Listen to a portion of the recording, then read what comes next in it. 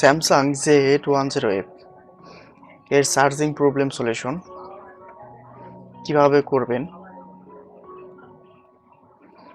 কিছু কিছু টেকনিশিয়ান ভাইয়েরা আছে যারা ওই কি বলে যে এই লাইনগুলো পিন আউটগুলো মিসিং করে ফেলে। এই মিসিং করা লাইনগুলো আপনারা কিভাবে খুঁজে পাবেন, এর জন্য এই প্রসেস। প্রথমে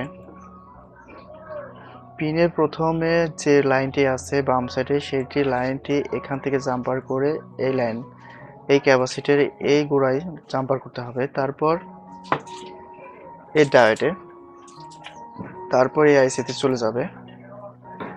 তার দ্বিতীয় লাইনটি লাল লাল কালার, এই কালারটি এই ক্যাপাসিটি আসবে। এই ক্যাপাসিটিতে থাকার পর এই আইসিতে আসবে, এই আইসিতে যাওয়ার পর এই আইসিতে আসবে, তারপর এখানে, তারপর এই ক্যাপাসিটর হয়ে এই আইসিটি চলে আসবে।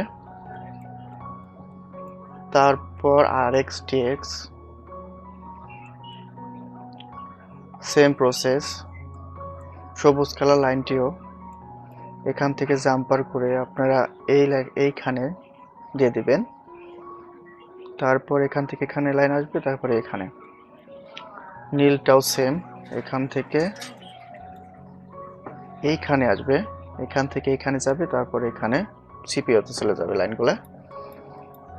এই কালারটাও সেম প্রসেসে, এই পিন এখান থেকে জাম্পার করে সরাসরি এখানে জয়েন করে দিতে হবে।